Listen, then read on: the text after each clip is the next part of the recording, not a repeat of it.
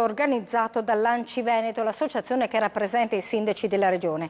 E prima di affrontare i temi caldi, IMU e TARES, patto di stabilità, è stato presentato il progetto che dovrebbe portare alla nascita di un grande comune della Valpolicella che dovrebbe raggruppare Negrar, Marano, Sant'Ambrogio, San Pietro in Cariano e Fumane, e a breve potrebbe partire l'iter che dovrebbe portare al referendum.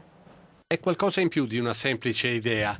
I contatti tra i vertici regionali dei partiti e i vari sindaci stanno delineando il nuovo quadro amministrativo della Valpolicella. Il progetto è ambizioso: riunire in un unico comune Negrar, Sant'Ambrogio di Valpolicella, Fumane, San Pietro in Cariano e Marano. Questa esigenza nasce da un fatto molto semplice: l'area di governo fa le città metropolitane. Mi sembra che ormai ci sia un accordo sufficientemente importante tra Venezia, Padova e Treviso. Tosi a Verona lancia una sfida a Variati di Vicenza e al sindaco di Rovigo per fare l'area metropolitana.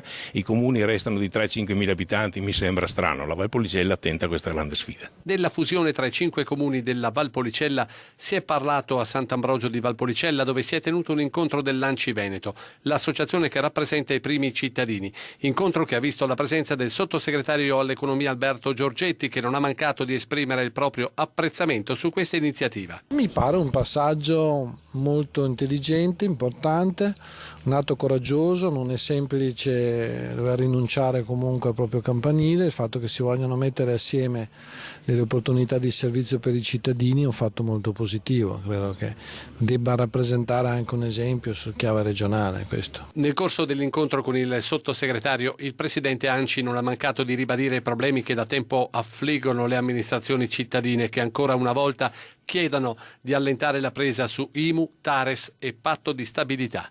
Comuni in difficoltà, però anche un governo attento alle esigenze, quindi dal tema dell'IMU fino ovviamente a prendere il patto di stabilità avremo delle novità a breve, una ristrutturazione complessiva della fiscalità sugli immobili, la volontà con la delega fiscale di dare il via libera definitivo delle forme comunque di autonomia finanziaria e fiscale, e poi ovviamente il tema più ampio delle risorse sul patto di stabilità, con la volontà di sbloccare la possibilità di fare alcuni investimenti. L'IMU è stata rinviata, non è stata sospesa. L'IMU al momento è stata sostanzialmente rinviata, ma arriveremo a una ristrutturazione complessiva penso entro l'estate, anche perché sapete benissimo che c'è un accordo politico sull'argomento, quindi in qualche modo bisogna uscire da questa situazione. Lo faremo, altrimenti questo governo non avrà vita lunga. Ed ora le immagini di un incidente mortale